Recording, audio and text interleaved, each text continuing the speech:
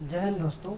जैसा कि आज है 5 अप्रैल 2023 और आज जो 5 अप्रैल को जितने भी क्वेश्चन आए थे सेकंड वन और शिफ्ट 2 और 1 में, तो देखिए यहाँ पर जो पहला क्वेश्चन है 11 खिलाड़ियों के क्रिकेट टीम की औसत आयु 27 वर्ष है। कितने वर्ष है? 27 वर्ष है। यदि 2 और खिलाड़ियों को शामिल किया जाता है तो औसत आयु 26 वर्ष हो जाती है। तो शामिल किए गए खिलाड़ियों की औसत आयु क्या होगी? तो हमसे पूछा गया है वर्षों में, तो देखिए बिल्कुल आसानी से निकालेंगे। यहाँ पर सबसे पहले तो ये देखो 11 जो खिलाड़ी थे, तो 11 खिलाड़ियों की औसत आयु कितनी दी है? 27। इनका आपस में गुणा करेंगे तो 11 7 77 बचा 7, 11 दूनी 22 और 7 29, यानी इनका योग कितना हो जाएगा? 297। क्लियर। इसके बाद हमसे बोला गया है कि यदि 2 और खिलाड़ियों को शामिल किया जाता है तो औसत आयु कितनी हो जाती है? 26 वर्ष। यानी अभी तक कितने खिलाड़ी थे? 11 थे। अब कितने शामिल किए गए? 2 और शामिल किए गए, तो यानी कितने हो गए? 13। तो औसत आयु कितनी हो जाती है? अब हो जाती है 26। यहाँ तक कोई दिक्कत? इसके बाद जब हम इनका गुणा करेंगे तो 13 6 78 बचा 7। ठीक है, 13 दूनी 26 और 7 तो ये हो जाएगा 33। इतना क्लियर? तो 26 और 7 33। इसके बाद जो 2 खिलाड़ी आए हैं और जो डिफरेंस आ रहा है, यानी जो अंतर आ रहा है, वो 2 खिलाड़ियों की वजह से आ रहा। तो हम इसमें से माइनस करेंगे 297 को 338 में से। क्लियर? जो 338 में से 297 को माइनस किया जाएगा तो देखिए 8 में से 7 गया, कितना बचा? 1 बचा। ना क्लियर? यहाँ पर 3 के माने 13, 13 में से कितना जाएगा? 9 गया, तो कितना बचा? 4 बचा। और 3 में से 3 गया, कुछ नहीं बचा, यानी कितना आ गया? इनका जो अंतर आ रहा वो कितना आ रहा? 41। लेकिन जो अंतर आ रहा वो कितने खिलाड़ियों की वजह से आ रहा? 2 खिलाड़ियों। यानी यहाँ से पता चल गया कि जो 2 खिलाड़ी हैं उनकी जो आयु है वो कितनी है? 41 वर्ष। लेकिन एवरेज आयु या औसत आयु क्या है? तो हम क्या करेंगे यहाँ पर, औसत आयु कितने खिलाड़ियों की? 2 खिलाड़ियों की। तो 2 खिलाड़ियों की आयु कितनी है? 41 वर्ष। औसत आयु निकालेंगे तो हम 2 से भाग देंगे। जब 2 से भाग देंगे तो 2 दूनी 4, भागना अस्ति शून्य उतारे 1 में भाग नहीं आएगा तो पॉइंट लगेगा, 2 पंच 10, यानी जो एवरेज आएगा वो कितना आएगा? 20.5 औसत आयु वर्षों में, यानी 20.5 वर्ष आ जाएगी। 20.5 वर्ष बाद दोनों बराबर हैं। क्लियर? तो यहाँ पर हम देखेंगे जो आंसर आएगा हमारा वो कितना आएगा? 20.5। क्लियर? कोई दिक्कत परेशानी? यहाँ तक कहीं तक भी कोई प्रॉब्लम हो तो बताएं। ठीक है, इसके बाद अगले क्वेश्चन पे चलते हैं। अगला क्वेश्चन है, एक समूह में लड़के और लड़कियों का अनुपात 7:6 है। यदि 4 और लड़के उस समूह में शामिल हो जाते हैं और 3 लड़कियां समूह छोड़ देती हैं तो लड़कों का लड़कियों से अनुपात 4:3 हो जाता है। तो समूह में लड़कों और लड़कियों की कुल प्रारंभिक संख्या क्या थी? तो हमसे पूछा गया है प्रारंभिक संख्या। तो देखिए पहले अपन लॉन्ग में देखेंगे फिर शॉर्ट में भी करेंगे।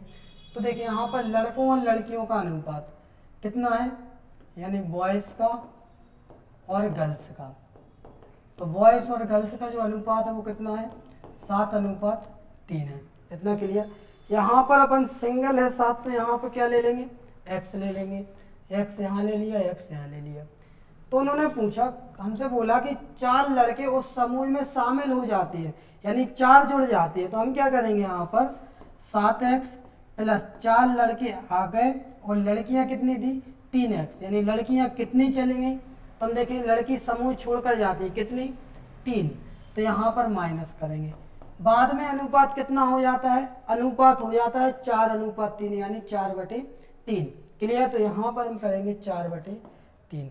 इसके बाद हमें क्या करना है, ये जो 3 है इसका गुणा होगा इस वाले पूरे समीकरण में, और ये 3x - 3 है तो ये जाएगा यहाँ पर, यानी 4 के साथ इसका गुणा होगा। तो देखो अपन को एग्जाम में जो करना है बिल्कुल आसानी से करना है। तो ये कितना हो जाएगा? 30 आते 21x प्लस 30 चौके 12। इतना क्लियर?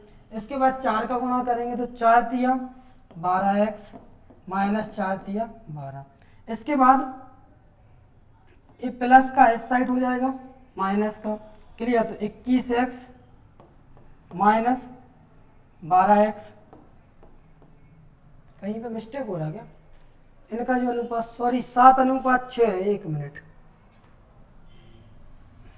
बॉयज और जो गर्ल्स का अनुपात वो कितना है? 7:6। 7:6 यानी x यहाँ लिया, x यहाँ लिया। तो यहाँ पर 4 और लड़के समूह में शामिल होते हैं, यानी 7x + 4 लड़कियाँ कितनी जाती हैं? 3। तो 6x में से कितनी? 3 लड़कियाँ चली गई, बराबर अनुपात कितना होता है? 4/3। इतना क्लियर। अब हमें क्या करना है कि जो 3 है इसका गुणा होगा ऊपर वाले पोर्शन में, यानी इस वाले में, और इस 4 का गुणा होगा इस वाले में। क्लियर। तो यहाँ पर गुणा करेंगे, 30 7 21x + 3 चौके 12 बराबर 4 6 24x - 4 3 12, इनका गुणा करेंगे। क्लियर।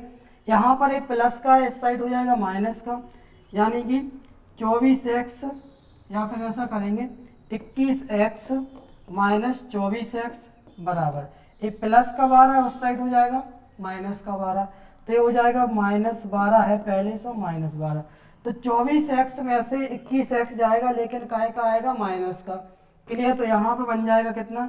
24 में से 21 गया, -3x बराबर, माइनस और माइनस जुड़ जाएंगे, कितना हो जाएगा? -24, माइनस से माइनस कट जाएगा, 3 एकम 3, 3 8 24, यानी x बराबर कितना आ जाएगा? 8।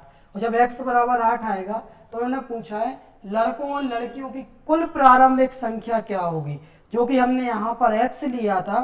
तो यहाँ पर x की वैल्यू कितनी है? ये 8, 8 7 56, यानी 56 लड़के होंगे, और 8 6 48, 48 क्या होंगी? गर्ल्स होंगी।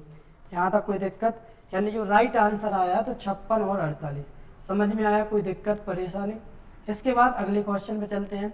अगला क्वेश्चन है, 700 रुपये को ABC के बीच इस प्रकार विभाजित किया जाता है कि A और B की राशि का अनुपात 2:3 है, तथा B और C की राशि का अनुपात 4:5 है। तो ABC के क्रम में प्रत्येक को प्राप्त राशि रुपयों में ज्ञात कीजिए। तो देखें, बिल्कुल आसानी से हम इसे सॉल्व करेंगे। यहाँ पर हमें क्या करना है, देखें कौन कौन है? A और B और C, 3 है, A B और C। तो यहाँ पर बोला गया कि A और B का अनुपात कितना है? 2:3। B और C का अनुपात कितना है? B और C का अनुपात है 4:5। हम क्या करेंगे? यहाँ पर 3 है तो यहाँ पर भी 3 करेंगे, यहाँ पर 4 है तो यहाँ पर भी 4 करेंगे। इसके बाद इनका आपस में गुणा कर देंगे। इनका गुणा करेंगे तो 4 दूनी 8, 4 तिया 12 और 3 5 15। यहाँ तक कोई दिक्कत परेशानी? क्लियर। तो यहाँ पर जो हमने अनुपात बना लिया 8 12 और 15, तो यहाँ पे जो हमें रुपए बांटने वो कितने बांटने हैं? रुपए बांटने हमें भाई साहब 700 रुपये। इतना क्लियर। यानी रुपए जो हमारे बटेंगे कितने बटेंगे? 700 रुपये। तो हमें क्या करना है? यहाँ पर 15 12 27 और 8 35, यानी 35 यूनिट बराबर कितना रखेंगे? 700। यहाँ पर हम 1 यूनिट की वैल्यू निकालेंगे तो 35 एकम 35, 35 दूनी 70, यानी 1 यूनिट की वैल्यू कितनी आएगी? 20। तो 8 यूनिट की वैल्यू 20 अट्ठे 160 रुपये, यानी ए को मिलेंगे कितने? 160 रुपये। 20 दूनी 40, यानी 240 रुपये किसे मिलेंगे? बी को मिलेंगे। 15 दूनी 30, 300 रुपये किसे मिलेंगे? तो 300 रुपये मिलेंगे सी को। तो इसका जो राइट आंसर है वो है 160, 240 और 300 रुपये। इतना क्लियर? यहाँ तक कोई दिक्कत परेशानी? इसके बाद अगले क्वेश्चन पे चलते हैं। अगला क्वेश्चन है, ए किसी कार्य को 16 दिनों में तथा बी उसे 20 दिनों में पूर्ण करता है। दोनों साथ मिलकर 4 दिनों के लिए कार्य करते हैं, फिर अचानक ए छोड़ देता है। ए छोड़ देता, तब कार्य को पूर्ण करने के लिए बी को और कितने अधिक दिन कार्य करना होगा। तो देखिए बिल्कुल आसानी से सॉल्व करेंगे। टाइम एंड वर्क से पता नहीं क्या हो रहा है, डेली 1 या 2 क्वेश्चन इसमें पूछे जा रहे हैं। देखें यहाँ पर हमसे क्या बोला गया कि ए किसी कार्य को कितने दिन में? 16 दिन में। बी उसी कार्य को कितने दिन में? 20 दिन में। यहाँ पर हम जो एलसीएम लेंगे तो कितना लेंगे? 80 लेंगे।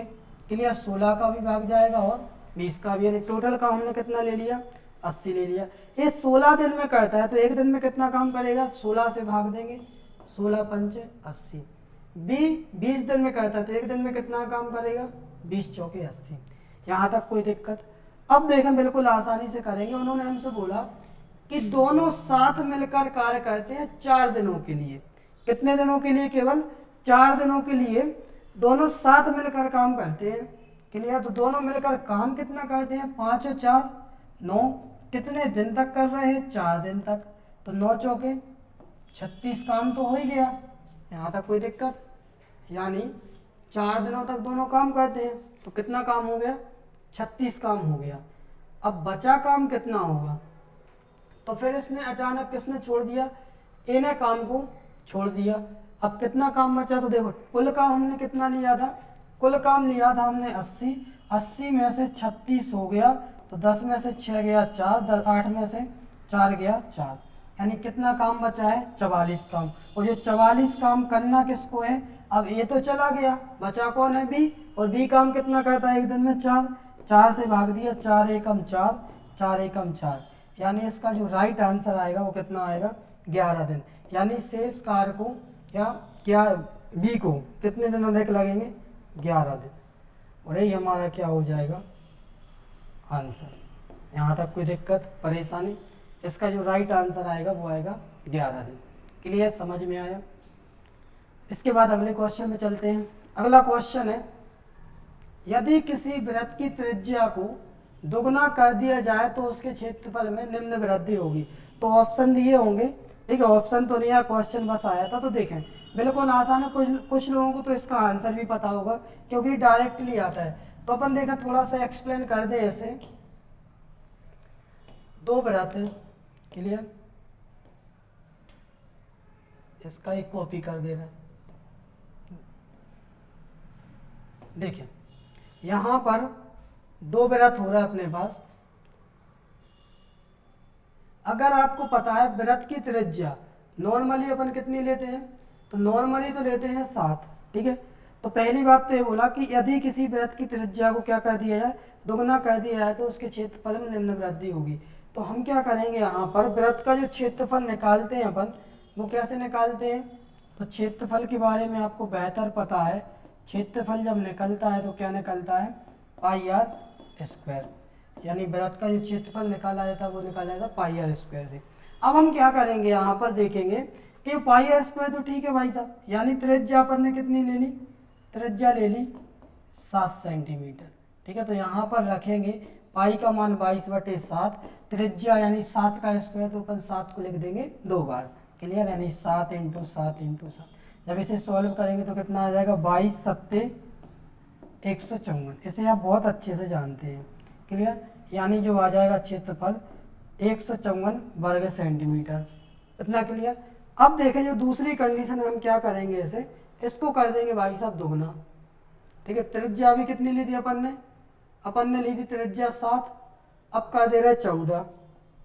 क्लियर? तो त्रिज्या यहाँ से ली यहाँ तक, यानी अब त्रिज्या हो गई 14 सेंटीमीटर। तो क्षेत्रफल क्या होगा? तो क्षेत्रफल कुछ लोगों को याद होगा, जिनको नहीं है तो देखें। अब त्रिज्या जब दुगनी हो गई है पाई आर स्क्वायर, तो पाई का मान 22/7, त्रिज्या 14 × 14 लेंगे। 7 एकम 7, 7 दूनी 14, 14 दूनी 28, और 28 के 22 में गुणा होगा तो कितना आएगा? 616 वर्ग सेंटीमीटर। यहाँ तक कोई दिक्कत?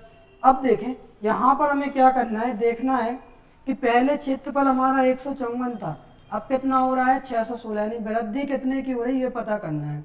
तो देखें अपन क्या करेंगे, यहाँ 616 में से 154 को माइनस कर देंगे। 6 में से 4 गया 2 बचा, 11 में से 6 गया 5 बचा, 6 में से 2 गया 4 बचा, सॉरी 1 मिनट, 11 में से 6 में से 4 2, 11 में से 5 गया 6 बचा, 6 में से 2 गया 4 बचा, यानी जो अंतर आ रहा है वो कितने का आ रहा? 462 वर्ग सेंटीमीटर का। यानी क्षेत्रफल में वृद्धि कितने की हो रही है? तो क्षेत्रफल में वृद्धि हो रही है 154 से हो रहा है कितना? 462। अगर आप देख रहे हो तो ये कितने गुना है? 3 गुना है। 5 तिया 15, देखो 4 तिया 12 बचा 1, 5 तिया 15 और 1 16 बचा 1, 1 तिया 3 और 1 4, यानी ये कितना परसेंट हो रहा है? सीधा सीधा 3 गुना हो रहा है। क्लियर? तो यहाँ पर ये परसेंट में निकालेंगे, इनटू में 100 करेंगे, वही सब प्रोसेस रहेगी। यानी इसका जो राइट आंसर आएगा वो कितना आएगा? 300%। यानी 3 गुना हो रहा है, यानी कितने परसेंट बढ़ रहा है, सीधा सीधा 100% बढ़ रहा है, तो 300%। अब देखें, जब भी इस टाइप के क्वेश्चन आए तो आपको क्या करना है, सीधा सीधा सिंपल तरीके से, कुछ नहीं सोचना विचारना, आंखें बंद करके इसका जो राइट आंसर निकालना है वो आता है 300% ही आता है, जब त्रिज्या दुगनी हो। ठीक है, जब भी क्वेश्चन आए अब नेक्स्ट टाइम तो सीधा सीधा आप 300% इसका आंसर लगा देना। क्लियर। इसके बाद अगले क्वेश्चन पे चलते हैं। अगला क्वेश्चन है, किसी आयत की लंबाई में 20% की वृद्धि या लंबाई को 20% बढ़ाया जाता है तथा उसकी चौड़ाई को 20% कम किया जाता है, तो उस प्रकार उसके क्षेत्रफल में कितने प्रतिशत कमी होगी। तो देखें, बिल्कुल आसानी से सॉल्व करेंगे। जब भी ऐसे क्वेश्चन आए तो आपको एकमात्र चीज़ याद रखनी है, x²/100। और जब भी समान वृद्धि और समान कमी हो तो हमेशा क्षेत्रफल में कमी ही होगी, चाहे वो रुपए हो, चाहे क्षेत्रफल हो, या परसेंट में ऐसा कुछ चीज हो जो समान वृद्धि और समान कमी हो। तो देखें 20%, यानी x की जगह पे लेंगे हम क्या, 20, तो 20 का स्क्वायर बटे 100। 20 का स्क्वायर कितना होता है, 400 बटे 100। जब इसे सॉल्व करेंगे 0 से 0 कट जाएंगे, यानी जो राइट आंसर आएगा वो क्या आएगा, 4%। यानी 4% की क्या होगी, कमी होगी, वृद्धि कभी भी नहीं होती। इसका जो राइट आंसर आएगा वो कितना आएगा, 4% की कमी, और ये इसका आंसर होगा। इसके बाद अगले क्वेश्चन में चलते हैं।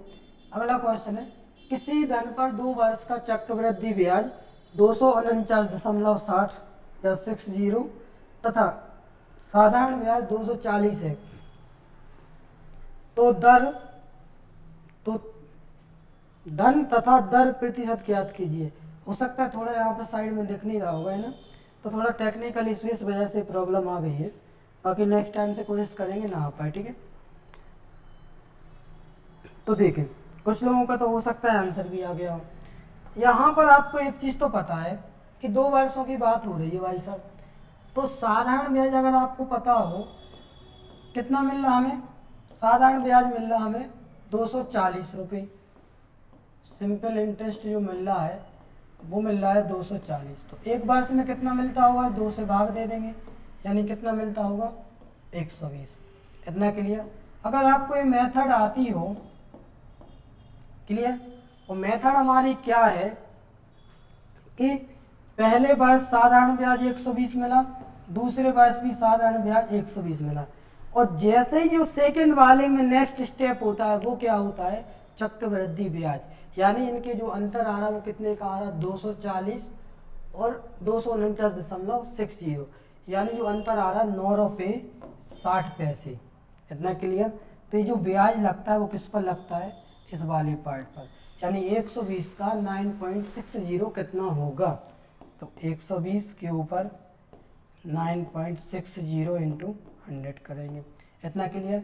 2 के पहले पॉइंट है, पॉइंट हटाएंगे, 2 जीरो लग जाएंगे, 0 से 0 कट जाएंगे, 0 से 0 कट जाएंगे, 12 एकम 12, 12 अट्ठे 96, यानी कितने परसेंट मिला, 8%। अगर हमसे पूछा है दर, तो दर कितनी है, 8% ही हमारा आंसर आ जाएगा। लेकिन उन्होंने हमसे पूछा धन, तो धन बताना है, तो यहाँ पे पता तो है ही हमें कि 8% का मतलब कितना होता है, 9.60। तो 8% के बराबर रखेंगे 9.60 को, 100% की हम वैल्यू निकालेंगे। तो देखें यहाँ पर जब 100% की वैल्यू निकालेंगे तो 9.60 बटे 8 इंटू करेंगे 100, पॉइंट हटाएंगे, 2 जीरो लग जाएंगे, 0 से 0 कट जाएंगे। ठीक है, तो ये कितना बन जाएगा, 1 मिनट,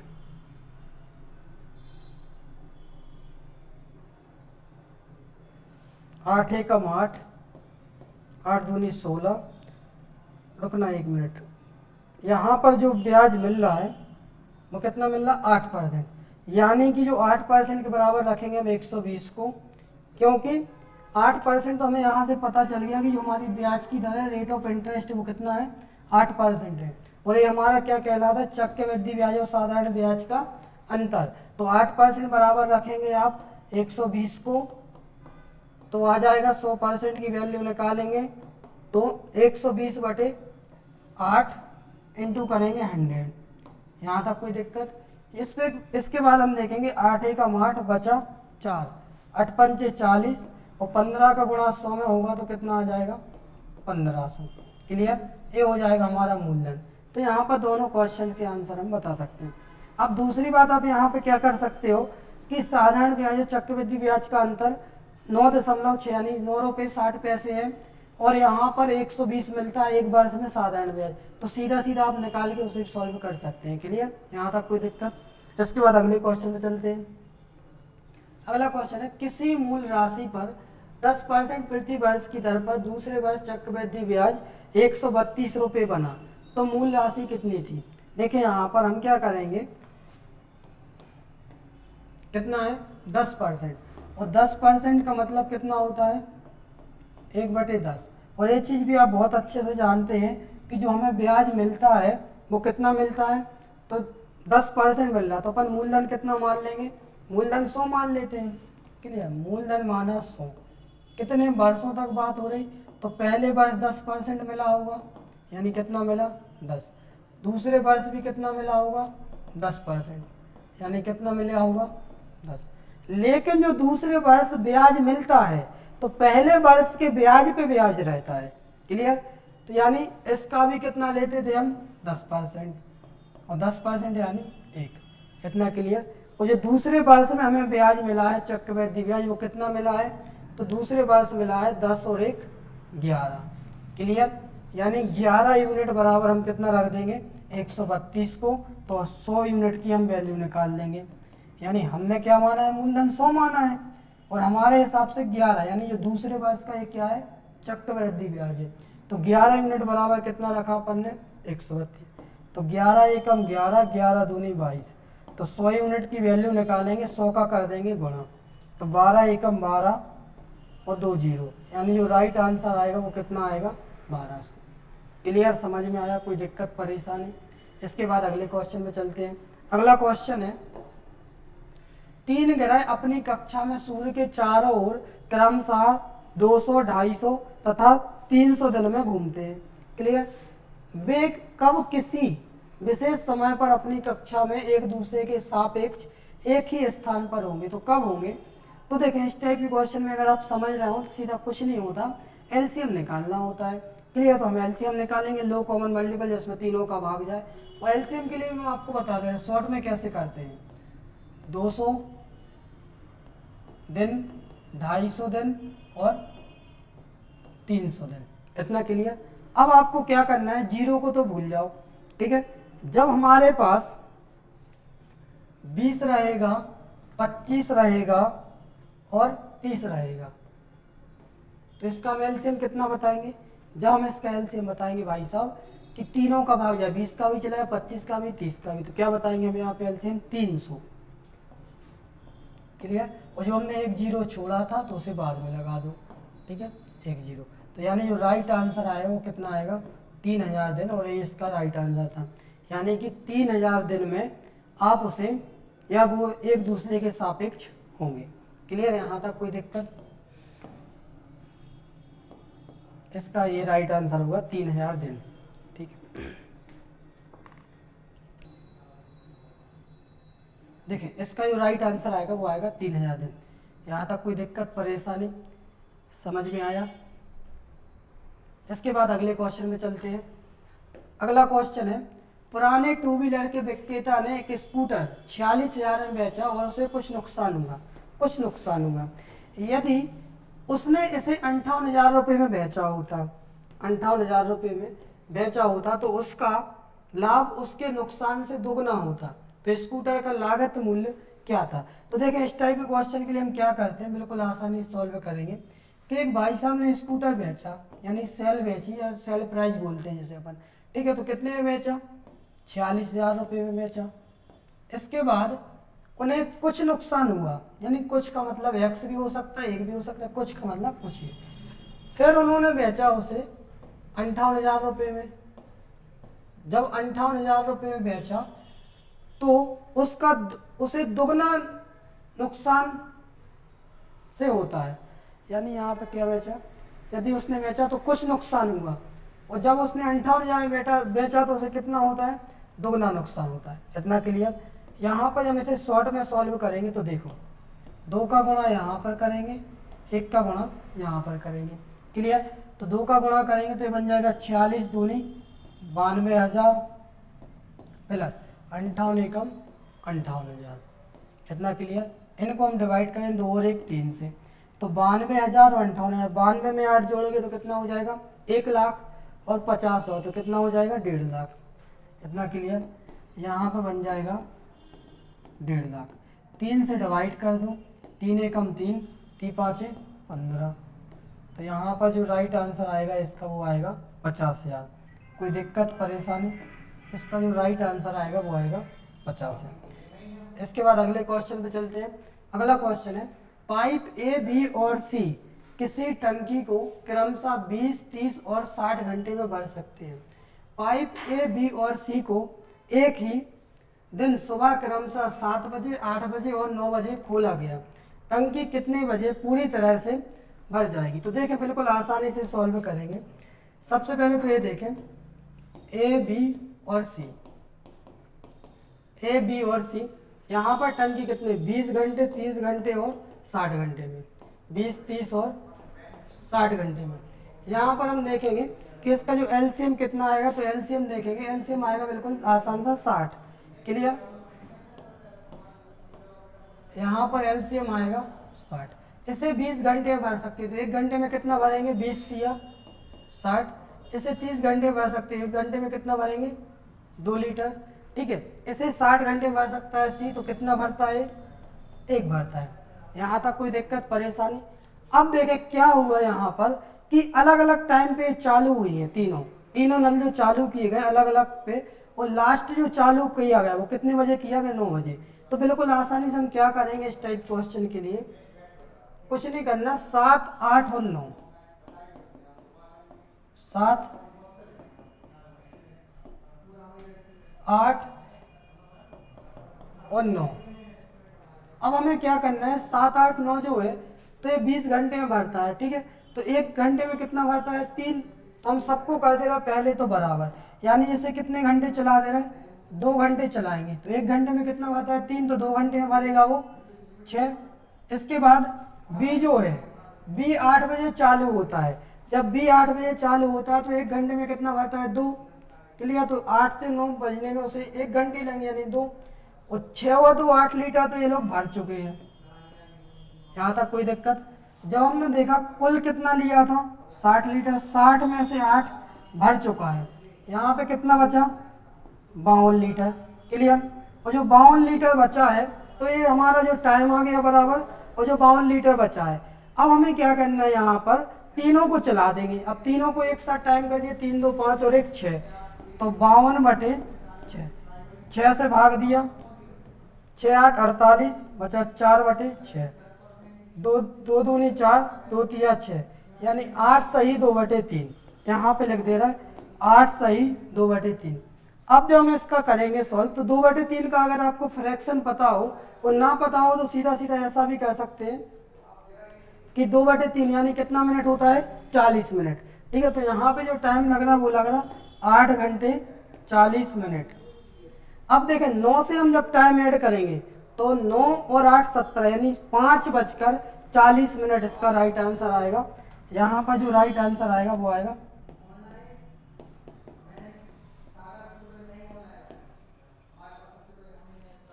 देखो 5:40 मिनट इसका राइट आंसर आएगा। यहाँ तक कोई दिक्कत परेशानी? इसके बाद अगले क्वेश्चन पे चलते हैं। देखो समझ में आया? कोई दिक्कत? अगला क्वेश्चन चलते हैं।